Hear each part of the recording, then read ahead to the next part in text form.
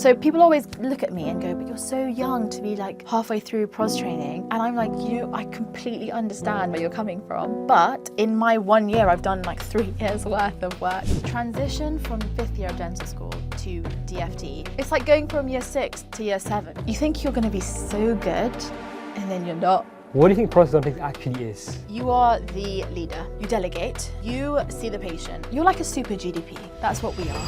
How much more developed were you at the end of DCT compared to the end of DFT? I was a different person. One, I looked about 10 years old.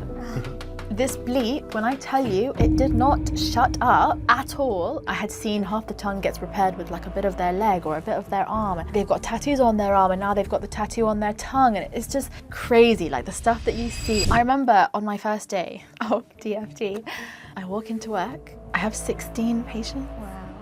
16 patients, guys. We have what, 4 at uni, max. DCT. How's that? The joy of my life, that 1 year. Don't think about the obstacles. If you have an idea for something or a vision, think about the end goal and then think if it's worth it enough. Does it give you enough excitement and motivation? And then just go for it.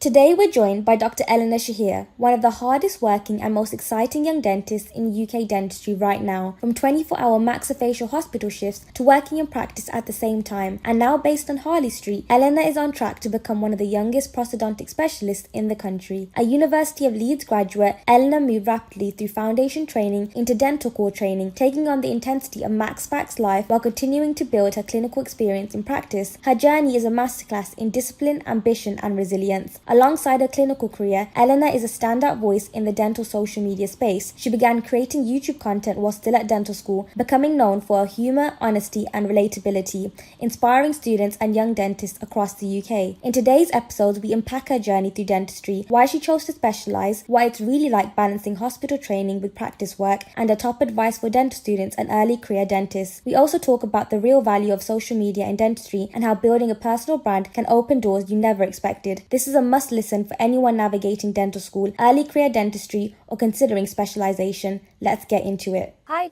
Elena.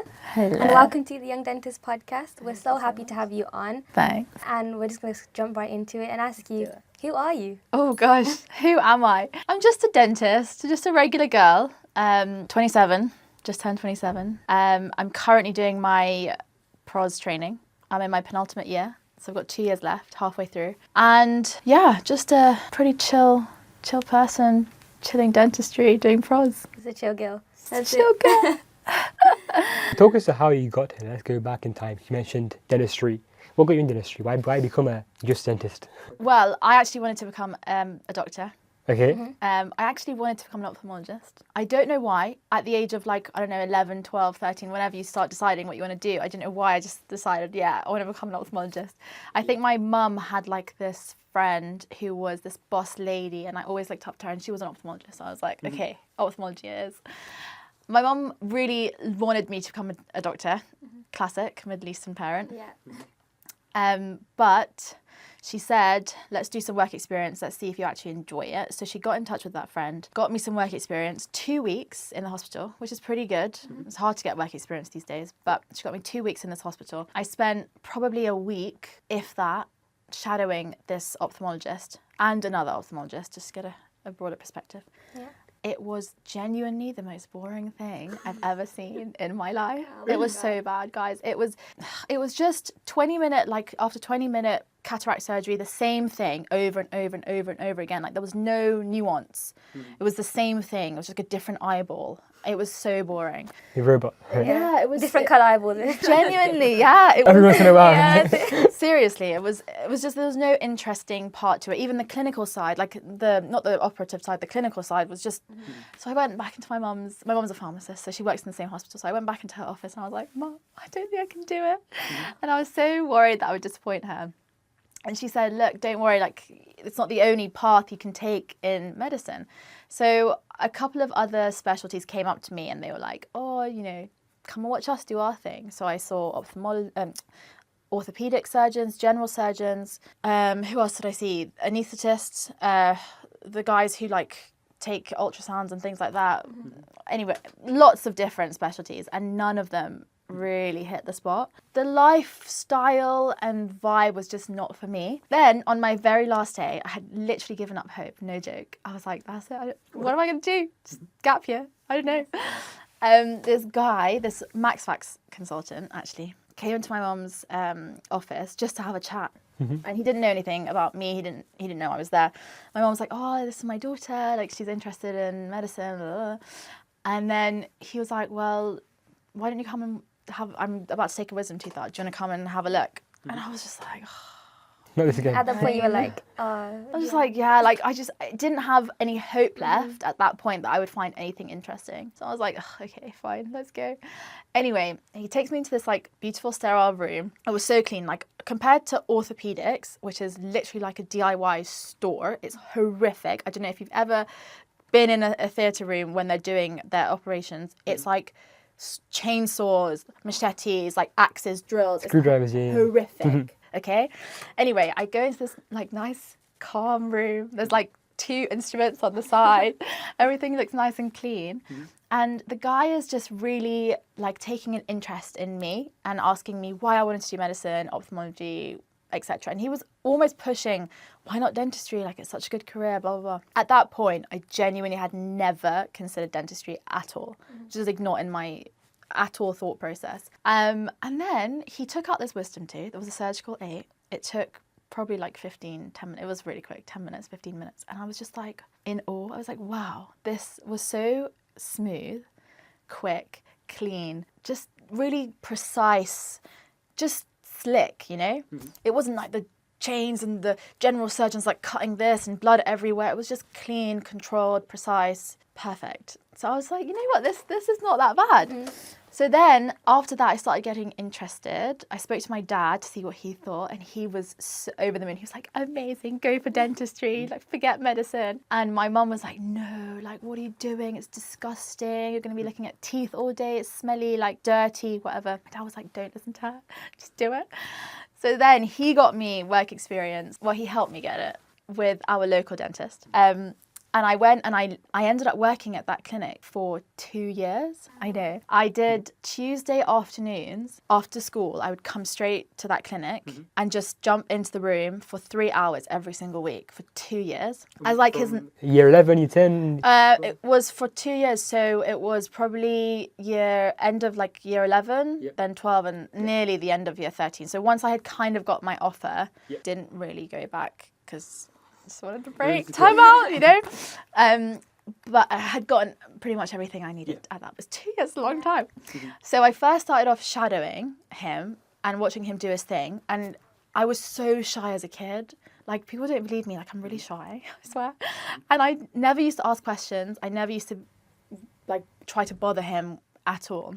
And I would just like peer and like go home and like Google like what this was and what that procedure was. And then his nurse gave me a little like dental nursing book to help me understand like the autoclave and the instruments and whatever procedures basically. And I started reading that, and then I started kind of nursing for him like on the side, like not officially, but like on the side.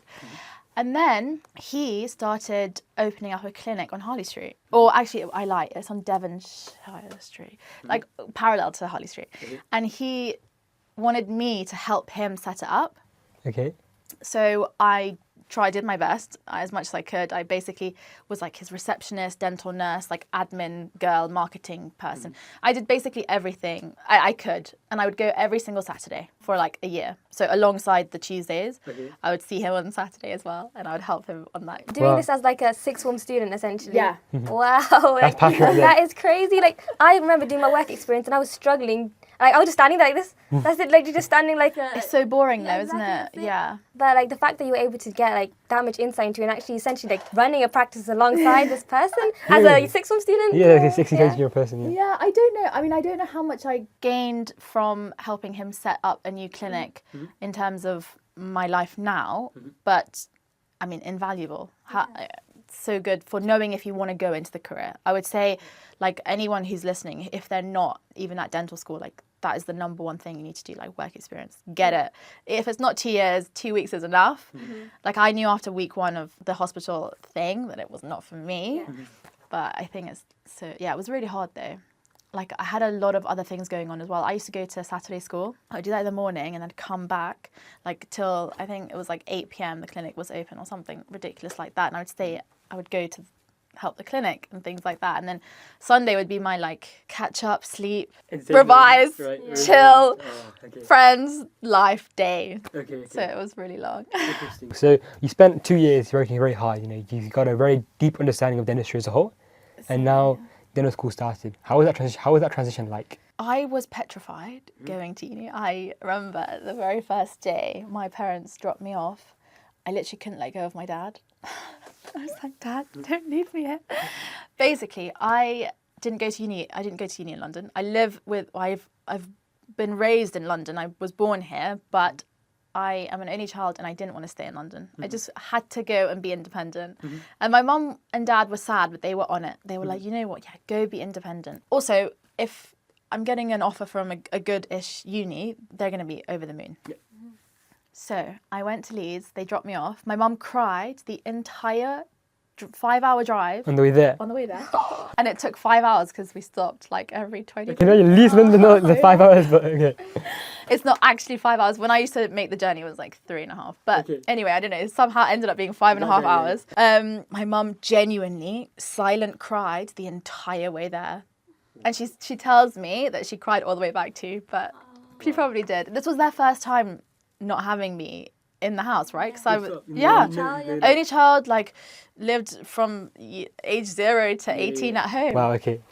So anyway, I went up to Leeds, they dropped me off, and I literally, it was beginning of Freshers Week. And I went to like a girls' school, but it wasn't like a crazy, like I never had any like crazy like night out stories at school. I was pretty like chill girl. And then it was Freshers Week, and all these like first year dental students were like on the streets, like making noise, and I was like, oh my God. Where I come, right? Where am I? Oh no, okay. And I was just like, Dad, I can't, like, please don't leave me here. And he laughed. He was like, no, you'll be fine. Anyway, as soon as I let go and I went to them, it was absolutely fine. It was literally the best 5 years of my life.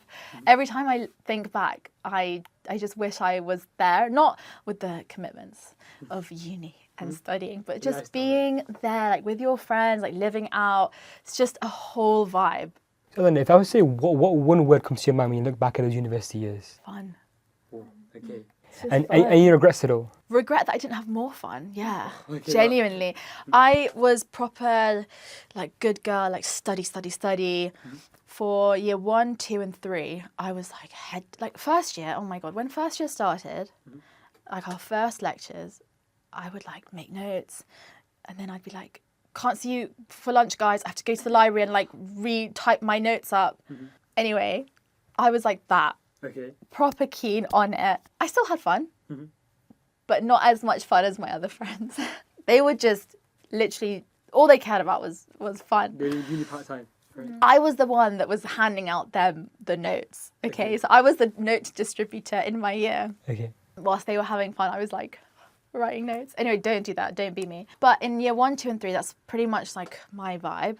Got a little bit less, had a bit more fun, but still pretty intense. And then COVID happened in our 4th year, and one of my best friends at uni who I lived with, she was the 180-degree opposite of me. She was like chill, okay, like the chillest, like handed in submissions like the second before it was due, like that kind of chill. And really just was not stressed, like nothing would really stress her out. And she had a really easy, like good time, you know? So then I was like, what's the point of all this stress? 4th year's happened, COVID's happened. Like, what's come of it, you know? How long is COVID gonna last? Like, we ended up being home for like, I didn't even know, half a year, 9 months or something. We went back Leeds was actually one of the first unis to go back. We went back in October, and we had the speed increasing handpieces first and everything. So we got into it really good, but it was still quite long. So from that moment, I was like, there's just no point. Perspective. There's just no point in like overly stressing for no reason. Like have your fun, have your balance, and you'll be fine. Not a lot. When you think about university, not a lot of people talk about the fact that when you go to, as you said, like when you started that first week, you kind of lost, like, oh, you were like sad that you were left home. Like even with me, like when I started university, I left from Birmingham to London, and I was there like, how am I gonna know? How am I gonna meet my people? I remember sitting down the first week of university, watching Mom and Bia, and slipping through my fingers came on, and I started bawling my eyes out. Literally, that's exactly what happened. And so no one really talks about the fact of like, because they obviously see these TikToks of everyone having fun in university, and actually sometimes that's not the case. But you will still find your people. You will still find that balance as long as you kind of like know and you stick to the people that you kind of want to be with. Yeah. That's it. I would say don't like force being friends with. Be nice to everyone. Yeah, exactly. It took. I don't even know how long it took me. I always, when I was in first year or even second year, like the friends that we had or I had in fourth and fifth year, one of them said to me, "The friends you have now are not going to be your best friends when you leave uni." Mm-hmm. And I was like, no way, like that's not going to happen. And it 100% happened. So not in like a bad way, but you just grow differently at different rates. So I would say 100% be nice to everyone from day one. One, because it's just good to be nice. You never know who's going to be your friend. And two, dentistry is disgustingly small. Everyone knows everyone, genuinely. It's crazy. Like, I don't know if you guys knew that before you started dental school.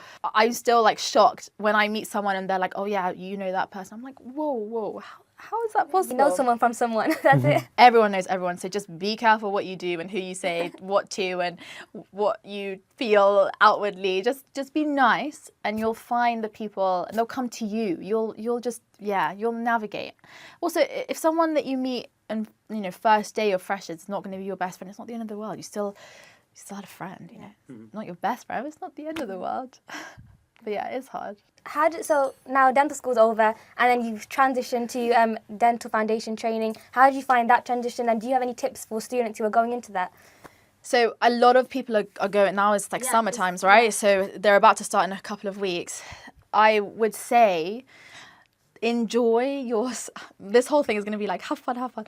Enjoy your last summer of pretty much no responsibility. Like every single summer up until now, you've had exams, you've had rubbish coming up. Like this is your first time you're actually done, and probably the last time, because once you start working, you don't have summer holidays anymore. Yeah. But I know I was also one of these people. I know a lot of people will not be like super chill right now. They'll be stressing out. They'll be worrying. The transition from dental, especially fifth year of dental school, to DFT. So fifth year of dental school, you're at the top. You're, top of the food. Yeah. What is it? Food chain. The food chain. Yeah. The food chain. And then you suddenly drop. It's like going from year 6 to year 7. Yeah. It's that, genuinely. Year 13 to year 1 at university, right? Just complete 180. Horrific. You think you know everything. You think you're going to be so good, and then you're not.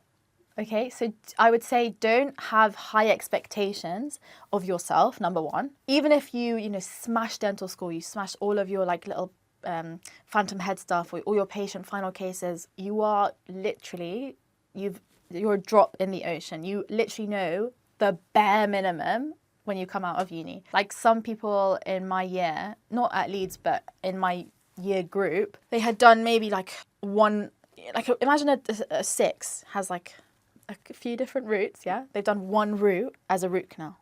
And then they've shared like one tooth between 3 people to do a root canal. Like you know very little. So have low expectations of yourself, number one. Have low expectations of your educational supervisor. I went in thinking like they're going to hold my hand every single step of the way.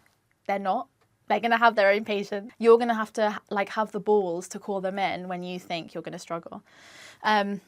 But also have faith in yourself that you'll be fine. I remember on my first day of DFT, I walk into work. This is my first. So we've had two weeks of like shadowing the ESs or educational supervisors, and also having like some study days. Okay. Yep. 2 weeks, just having it. Settling in, right? Yeah. Kind of figuring out where everything is, like getting to know your nurses and your receptionist. Day 1, I walk into work. I have 16 patients. Wow. 16 patients, guys. We have, 4 at uni, max. Okay. Half them cancelled anyway? Yeah. You have like 4 hours for like one filling. I've got 16 patients. I was like, there's no way, I'm gonna die. When did you leave work that day? I don't even remember. I've like blocked it out. But you know what? The pro from that story is I was so nervous. I was so anxious. I thought I was going to be sick. First patient comes in, and as soon as they sit down and you start having just like the bare minimum small talk conversation, hey, how are you? What brings you here? Goes. The anxiety goes. It dissipates completely, because the thing that you need to realize, and this is going to give you so much ease, I hope. When you are at uni, you're treating really difficult cases that have been referred to you guys, right? Because they can't do it in practice. In real life, it's like one tooth problem, you know? It's rarely going to be full mouth, rehab, treatment plan, emergency, then this, then that. No. There are going to be cases that are like that, but if you don't know what to do, you tell the patient, I'll get back to you. That's fine. I still do that. I still go to someone, you've got a lot going on. I need to sit and formulate. I'll email you the plan. Done. Like, it's chill. Don't worry. You'll be fine. I know I'm talking to you guys, but I'm actually talking to all of you guys. You'll be fine. 16 patients, you'll be fine. Just have faith in yourself. So first day of FD, very, very nervous. How would you say FD changed you as a person, or foundation changed you as a person by the time you left that experience? That's a really good question. Oh, okay. It made me more confused. Yeah. That's probably not the answer you were looking for. In what way did it make you more confused, though? And you realised it was more than you previously thought, or? Yeah, I think a lot of life comes down to expectation. I'm still guilty of this. I still often have high expectations of a situation or even of myself, and it always ends up in disappointment. So try not to have too high of an expectation of anything in life, and you'll be a bit more content. That's not the same as don't strive and don't be ambitious. It's definitely different. But anyway, that's a side point. I became more confident in myself as a communicator and as a dentist, but there were still some aspects of dentistry where I was like, just not 100%, like I could do this on my own. You know when you have to like refer out to a specialist, when you're in a DFT situation, you have the option to refer, but it's mostly NHS referrals, right? Standard. Where I'm working now, it's totally different. Someone needs a root canal, go next door. Tomorrow, next week, done. They come back. It's a lot more smooth and easy. When it's DFT setting, you have to basically, you do have to tackle everything. And some people have a lot of needs, and you might not feel super comfortable or confident by the end of DFT to treat them after leaving DFT and becoming like an associate. So maybe can be a little bit more confusing. Did it tell you, Eleanor, which parts of dentistry you liked and which you didn't like? Did it kind of filter or segment those things out for you? Slightly, not hugely. I won't lie. It was a lot of anxiety. Everything. Dentistry is it gives me a lot of anxiety generally, because you never know what's going to walk through the door. And every day I have to tell myself, it's fine, you'll deal with it. You've done it for like how many years, you'll be fine. But still, even doing pros training, it still can be anxiety inducing. So that's normal. Did it tell me if I liked certain things? I was never drawn to root canals, I'll be real. I was never drawn. Even as an undergrad, I was never drawn to that. But other than that, it didn't really tell me more. I want to pick your brains a little bit in terms of, because of course you said that in your dental foundation you didn't really have something that really called to you. Yeah. It was more of just like getting through it, essentially. Yeah. That was it. But then you've become, so let me put the crown on top of your head, the youngest prosthodontist, which is absolutely amazing. Well, not yet. Well, hopefully, which you definitely will be, yeah. How did you transition to that? Like what shifted like that thought of that I want to specialise to actually I do want to specialise, and for you to take that dental core training route? The reason why I took the DCT year was actually not really to do with specialising or not. But to answer the question as best as I can, there were cases where I knew I wanted to do better, both treatment planning wise and actually execution. that I didn't feel I had the skills to do at that point, which is at the end of my DFT year. Plus, at that stage, you're super young and no one really encourages you to go off and do a specialty straight away. Everyone goes, oh, get some experience, blah, blah. I would say in my DFT year, I focused mostly on mastering the basics. So you'll hear that a lot, master the basics. Even if it's like an amalgam filling that you never want to do again, just do it perfectly. Even if it's a small occlusal, do it perfectly. Do it under rubber dam if you need to. Like, practice all your skills if you want to in that one appointment. That's the only way to get good at the bigger stuff. If you're not good at the small stuff, don't run before you can walk. There you go. I always loved crowns. Always, even at dental school, I've always loved cutting crowns, like teeth. I've loved it. Like, so I don't know what it is. I love it. Also at dental school, I always was good at in the prosthetic lab, so making dentures, like doing all that stuff. I loved it. Not so much the denture, process clinically, the lab side. I just loved it. I just found it so artistic. I know it sounds so weird. I can't really explain it. I had a good hand for it, I guess. So during my DFT year, I had a couple of, crown on lay and lay, the study days. And there was one of the teachers, I guess, was there, who I'm very good friends with now. And he bigged me up next level. He gave me so much confidence. And at that point, it was like when I needed it the most, I was going like through it during DFT because I was getting tough love.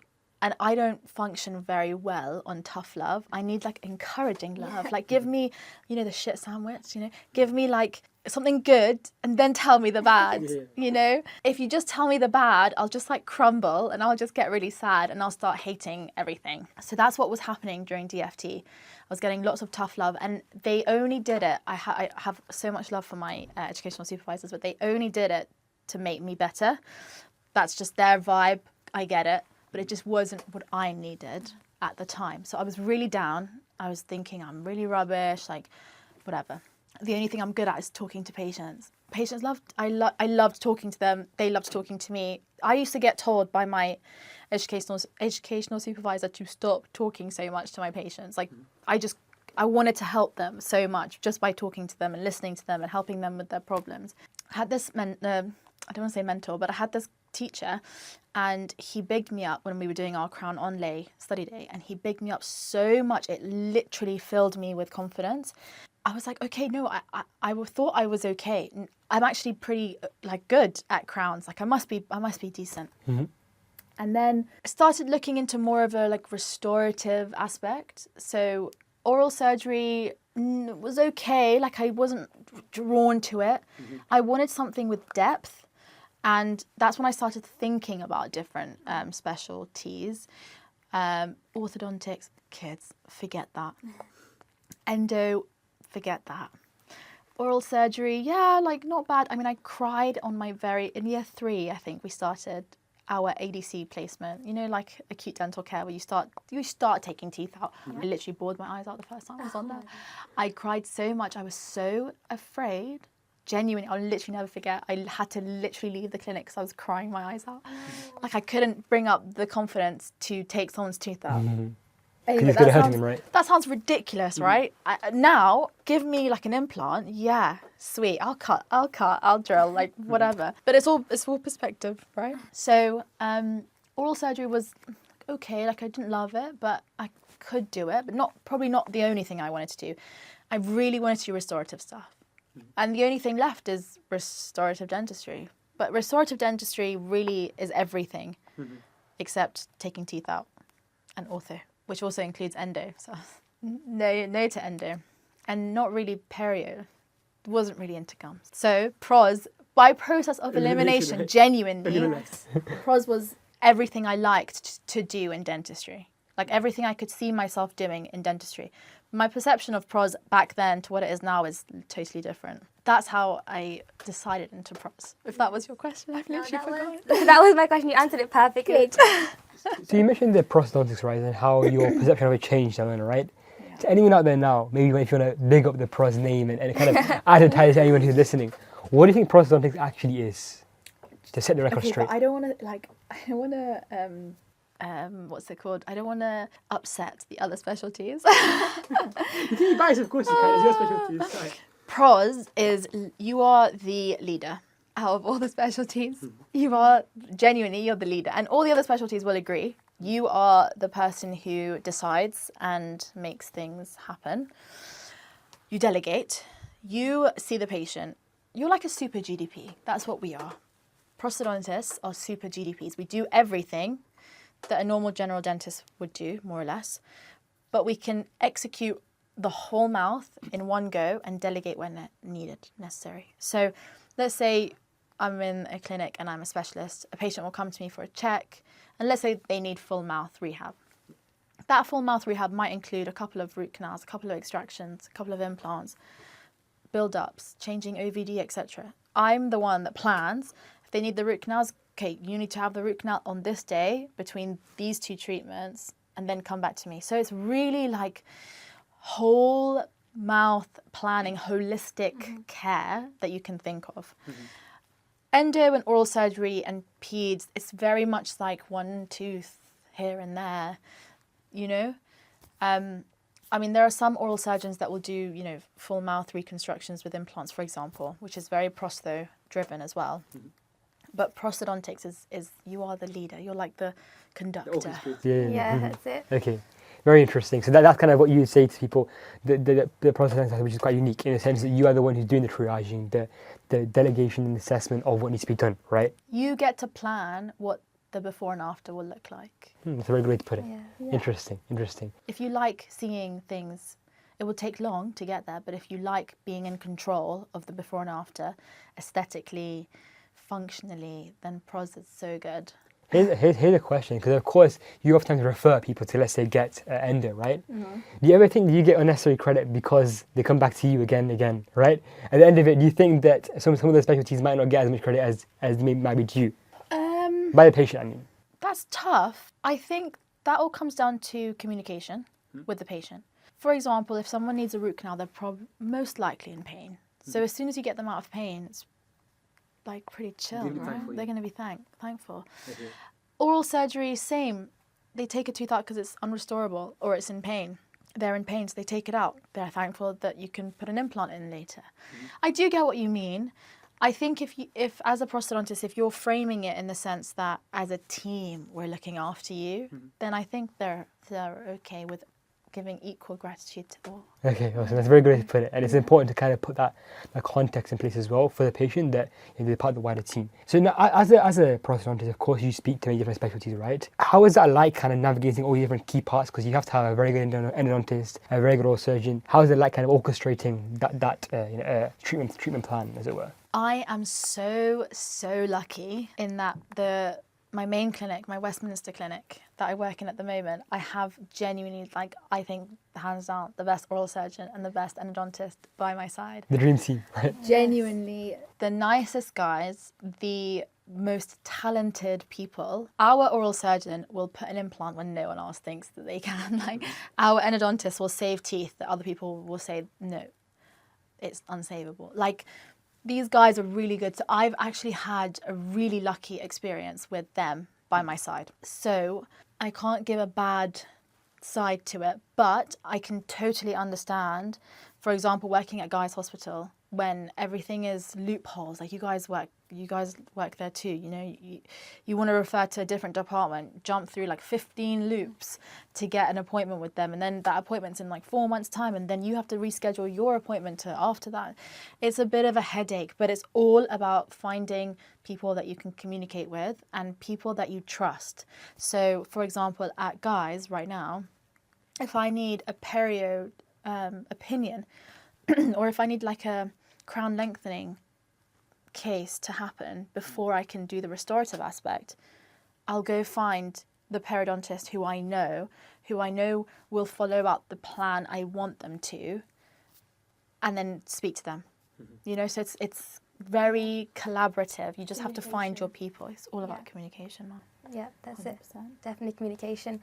And I wanted to ask you a question now about people choosing specialization over special interest dentistry? Because I know I've been to like a couple of like dental talks, and a lot of the message that people are sending out there, or dentists are sending out there now, is that don't go into specialization. Instead, find something that you're interested in and just do it. That's what do you think about that, considering that you went through that specialization route? Like, someone maybe that actually does want to go into specialization but has heard that might Gets think, put off. yeah, so what do you think about that? I heard that too. There's so many different ways to skin a cat, okay? The problem right now is that special interests, there's no standardization. You could do a 1 weekend course and be a special interest. You could do a 1 year master's and be a special interest. That person who's done the 1 year master's probably got a little bit more knowledge than the person who's just done the weekend course, right? There's no standardization. There's no board of special interests. So for both your side and also the patient side, how would they know? Yeah.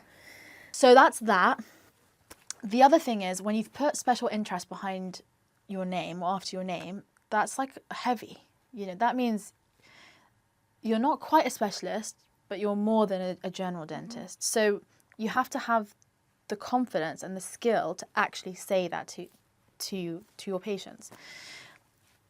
Special interests, there may be in the future, maybe the near future, a shift in where the GDC starts recognizing specific programs like masters as special interests, enough to put them even on the specialist register. That might happen. For now, it's not. It's very much you're a dentist or you're a specialist. I wanted structured learning, genuinely. I knew that I wanted to know more. I didn't know where to start, and I knew myself I would be lost. Like it's like when the gym is in your building. Oh yeah, I'll go tomorrow. It's like right there. It's the same. Your laptop's right there. Like, I've come back from work, dead tired. Oh, you have to study. Oh yeah, I'll do it tomorrow. And then tomorrow ends up being 3 years later and you're in the same place. So I needed someone to genuinely force me into studying and doing the necessary bits. Also, another thing with courses is an MCLIN Dent, for example, it's 99% hands-on, on real people, on real patients. You're practicing and working and learning on real patients. On a course, on a master's, distance learning, whatever it is, you're unlikely to get that. It's going to be phantom head work. Or you might get in like a weekend course in Croatia or like Costa Rica for implants. You'll get that weekend, you'll maybe do like 15 implants, but then that's that. You don't get to see the follow-ups. Yeah. You don't get to see what fails, what works. So it's about the experience as well, I would say. Definitely. Very interesting. I'm very biased. I think pro-specialism, but it's bloody hard, guys. It's hard. I went into MCLIN Dent thinking it was going to be like undergrad. No. It's so much harder than I thought. I was actually speaking to my mum about this morning. I said to my mum, you know, it's really hard. And she was like, yeah, if it was easy, everyone would do it. And then I was like, yeah, but I just didn't realise how hard it was, Mum. And she was like, yeah, but it's good that you didn't like deep it that much. Because you wouldn't have done it otherwise. It's true. This is another little golden nugget, I suppose. Don't think about the obstacles. If you have an idea for something or a vision, think about the end goal and then think if it's worth it enough. Does it give you enough excitement and motivation? And then just go for it.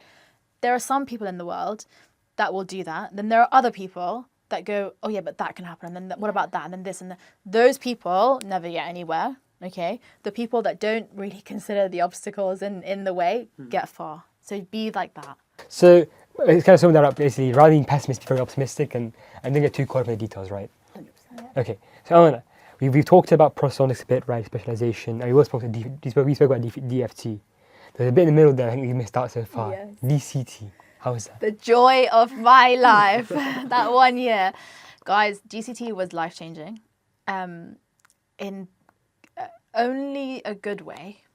It was probably the hardest year of my life. I think that's partly because of the rotation and the hospital I was in. So when I was applying for DCT, there weren't that many, if any, posts that were 24-hour shifts that you had to do as a DCT. So I always got told, don't do DCT in London.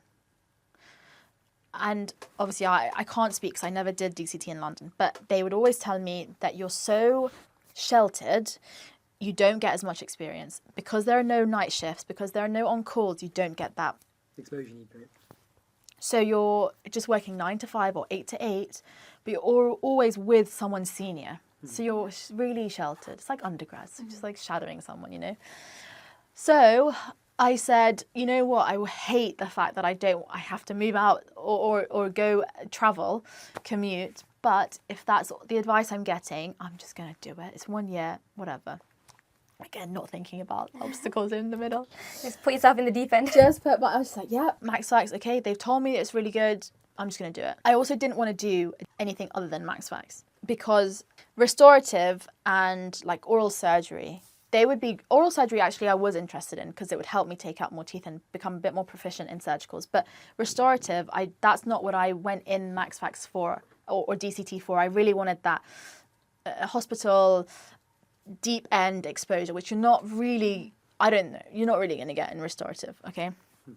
So I decided to rank all of the periphery of London top, and I got Royal Surrey Hospital, RSCS.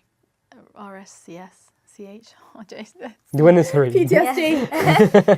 Yeah, I went into Surrey and they had 24-hour shifts. And I also didn't know that until I started. Yeah, so I knew they had night shifts. I knew they had on-calls, but I didn't know they were 24 hours. How can you function 24 hours? Yeah. So the way it would work is you would have 1 to 2 24-hour shifts per week. And it would be a 7-week rota, and that would keep rotating every 7 weeks. And then the rest of your time, you've got clinics or you've got minor, like IMOS, so minor operations or skin surgeries, like sort of extractions, some implant exposure, and then some extra oral skin biopsies, okay? So very surgical and very hands-on. I spent barely any time in the clinics. I actually had, for some reason, I had barely any clinical rota, rotated into my specific rota. Oh, wow. There were 7 of us, and all of us had different rotas. 7 DCTs? 7 DCTs. Okay. I think there were 5 DCT1s and 2 DCT2s. Okay. And I was one of the DCT1s. Luckily, there were so many of us, we all trauma bonded. That's what brought you together. Yeah, brought us together. But no, it was a good team. We all worked really well together, which really helped. We had 3 registrars who were good, and then we had a bunch of consultants, all really good as well. So very good team. It was just very exhausting. So the way the 24 hours would work is you would come into work at midday, so at like 12:01, to get the handover from the person who was before you. Bags under their eyes, like into the trenches. like Those TikToks was like before my shift, after my shift. Oh no. So you'd get the handover. They would the worst bit was them handing the bleep over. And you'd be like, okay. That's a take They're like, it. please take Yeah, it. and then straight away it would bloody beep, and then you'd be like, oh, what do I do? So you'd get the handover, and then you would stay on call until the next day, midday, when it was your turn to hand over. This bleep, when I tell you, it did not shut up at all. Rarely would I get more than 20 minutes of rest between. So the whole time you're on, we had machete attacks. We had gunshot things. Like, we had crazy stuff. And when it's 3 a.m. and this kid has come in, like avulsed teeth, and your registrar's not picking up the phone, and you're on your own, and you have to get moisture control, and you have to splint the teeth back, and blah, blah, blah.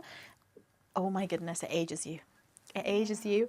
But your suturing will get amazing. Your priorities will get insanely refined, and your perspective is next level.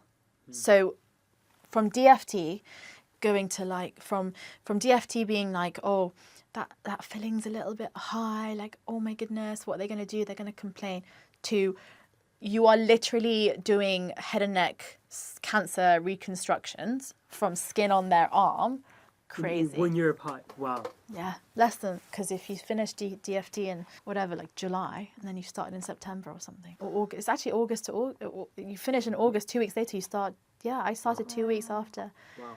Yeah. So, were there any terrible handovers you recall? Because of course in the handover you Of course, every single one. list, right? There was never a good handover, barely, maybe once or twice. A good handover would basically mean there are no patients waiting to be seen in A&E. There are minimal inpatients that you need to constantly check up on, and you have no outstanding tasks.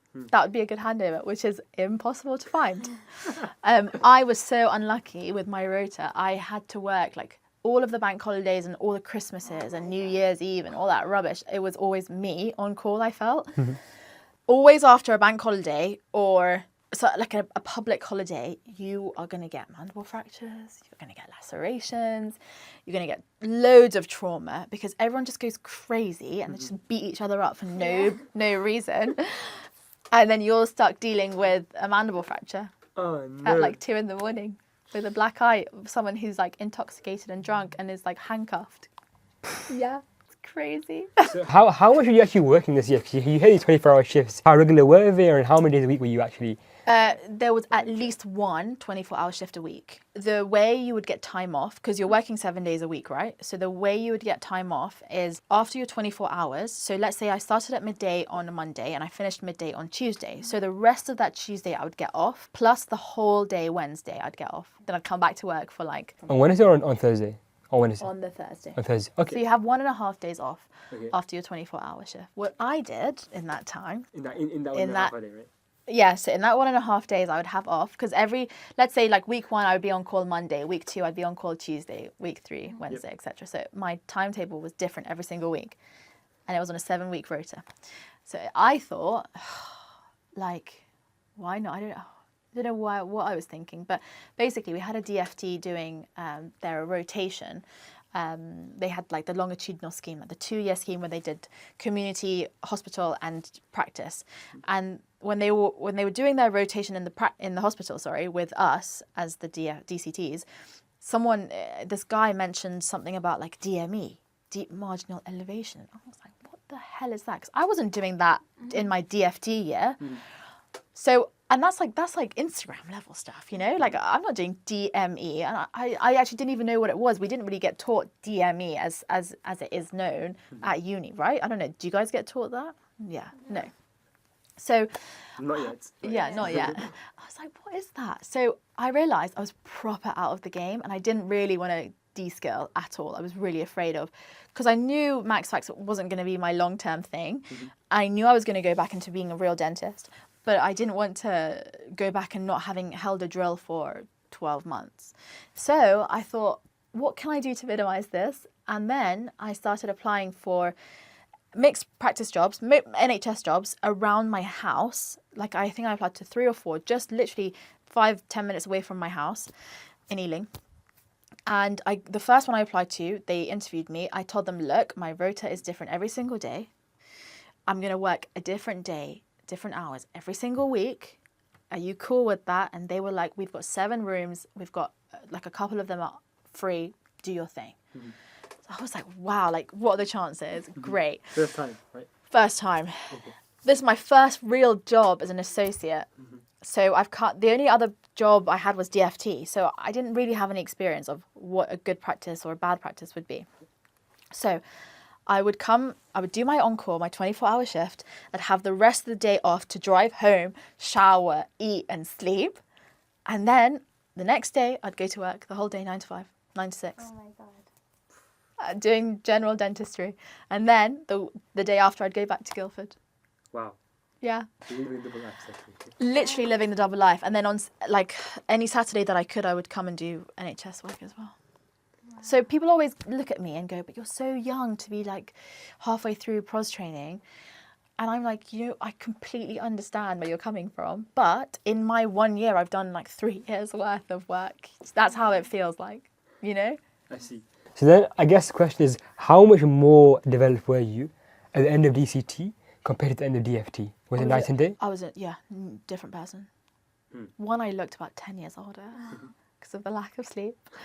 But confidence-wise, nothing would faze me at that point. Like, patients would come in and be like, abscess out here. Like, yeah. These Standard. exercises, like, I know what to do. Yeah. Wow. Or like a kid would come and have like a cut on his nose. Like, you just, genuinely, nothing could come in that would shock me at that point. I had seen the most insane head and neck cancer surgeries. The fact, like, these 10-hour surgeries where they're doing, like, they've cut open the neck, they've taken out all the lymph nodes, they close the neck up, then they've got to like resect half the tongue and half the mandible. That all comes out, and then half the tongue gets repaired with like a bit of their leg or a bit of their arm. They've got tattoos on their arm, and now they've got the tattoo on their tongue, and it's just crazy. Like, the stuff that you see, I know you're looking at me like I'm crazy, it's insane. It really, nothing phases you. Or it's like midnight and this guy comes in drunk as hell, machete attack, like his whole face and like upper body just cut and bloody, and he's just, you know, sat waiting with like gauze on his face, and you just have to make him look like a human again. It's crazy. Your perspective, different. Like, you're literally magicians. Like, that's like, you had to. You just had to, someone. and you know, the thing is, you're on your own. There's no like, the reg is like, okay, just suture it. Can you see the skull? Yeah, just wash it out. Oh my god. Yeah, insane. That is insane. So the Elena that graduated from, or that left the DSD was very different to the one who in dental school was crying at the point of an extraction, Literally. right? Exactly, completely changed person. Literally. I know a lot of people listening to this might think that, oh, I have to do this as well. Like, I have to do 7 days a week. I have to do this. What? No. Yeah. What would your advice be to, like? Would you do that exact same thing again if you had to? But would you recommend other people to do that as well? I don't know. I couldn't do it again now. Like, I genuinely do not know where that energy came from. Couldn't find it now. But if I had to do it all over again, I probably would do it. Because I can see where it brought me, I would do it. I wouldn't say you need to do it. A lot of people that, for example, I had a few friends who were doing DCT in London, you know, 8 to 8 shifts or 9 to 6 shifts. Then they would do like a Saturday job. That's a bit more manageable. Don't kill yourself, like, have a balance. But for me, I really love dentistry. Like, I love my job. I love teeth, and you guys will too, hopefully. So it was exciting for me to go to work, and it was a different type of work. It was like almost like a breath of fresh air, like from skin surgery to fillings. Like, it was different. It was nice. I liked it. It was really tiring, but I managed somehow. I don't know. Very interesting. So, Elena, you're clearly a pioneer, you're very young for your age, and doing what you're doing in prosthodontics. Where do you see yourself going next in the clinical sphere? Oh my goodness. Genuinely, I don't know. And I don't want to know. This is something that I was also guilty of. All young dentists want to know, like, what they're going to do in 5 years. Actually, sometimes not knowing is the nicest way to be. Having an immediate plan, like immediate future plan, is always nice. Like, you guys are going into second year, right? Okay, let's think about second year and how you're going to make the most of second year. When you're constantly thinking ahead, you're not living now.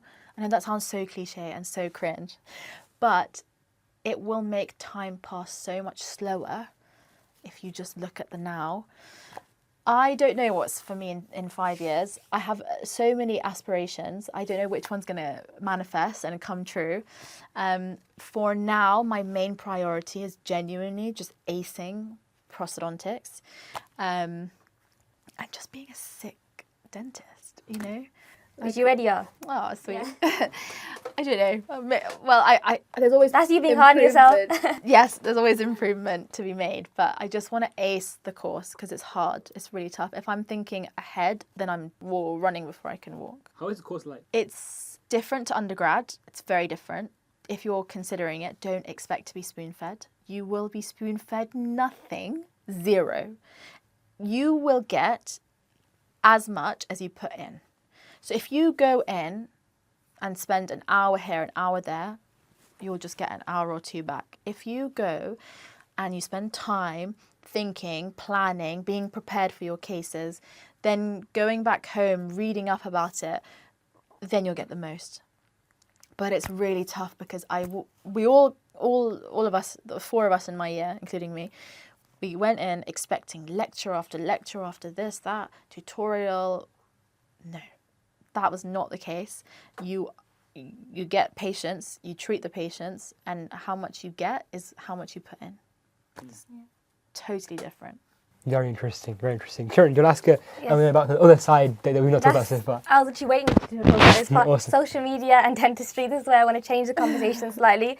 Firstly, I can say that you helped me with my dental interviews. I remember watching your video of everything you need to know for your dental school interviews. I watched that and I was like, it helped me. And then when I thought that we could do a podcast episode with you, I was like, oh my God, yes. But when you started social media and you started your YouTube channel, even though now, like dentistry there's lots of dental students, there's lots of dentists out on social media. However, when you started, it wasn't that like predominant, like that people were doing it. So how did you find that? Like, why did you decide to do that and open up a YouTube account and like do that? Yeah, very sweet. Genuinely, I'm quite a creative person. Like, I like videos. I like editing. I like making something, whatever it is, whether it's physical or digital or whatever. I like making things. I always wanted to be like an inventor when I was a kid. But I actually started the YouTube because I wanted to document my life with my friends at uni. So I think my first video was like a vlog of like dental school. Literally like shits and gigs, I swear. And I just knew in myself, like when we're all 50 and we're looking back, we're all going to just laugh and it's going to be insane memories. I have a really bad memory. I have a couple of friends from uni who will be like, on this day at that time you did that, and I was like, what? What?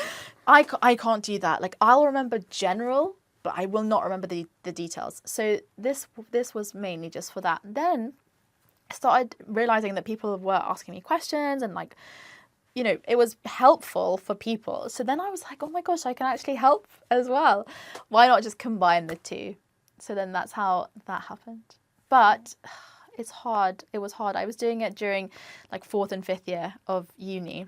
And it was really fun. Like, I loved doing it. I would be sat like at dinner with all my friends in our flat, and I'd just be like on my laptop editing, and they'd be chatting shit and like eating, and I'd be like, shush, like I need to do this.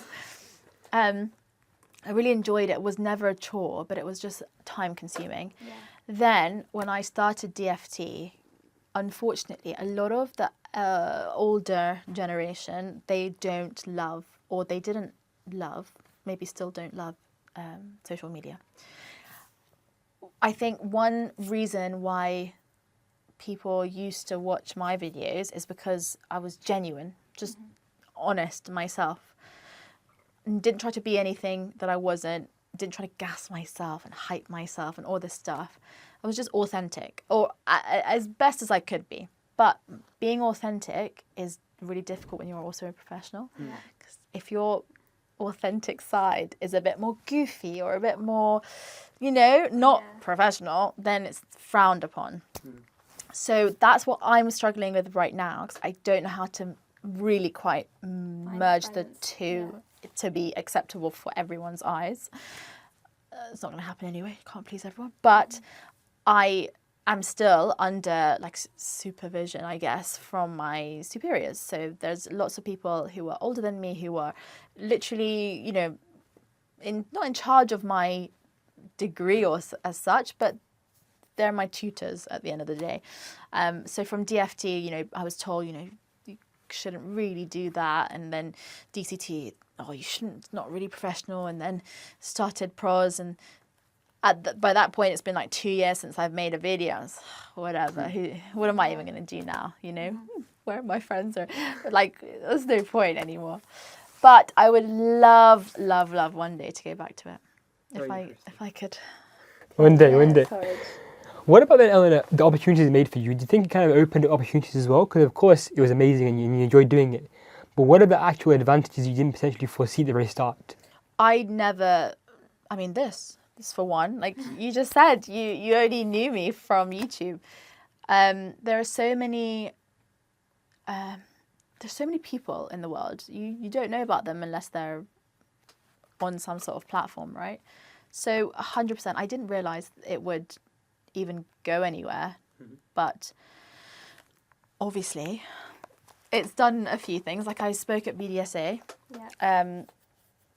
people like the younger generation, like young dentists, they only know me through those YouTube videos basically, and then that's just carried on. And I think because I'm so close to your age, I've done literally your next steps like a year ago. You know, that is so close that I can really give you up and close information, whereas someone 15 years older than me even may have forgotten how it felt, and things have changed so much that it's difficult.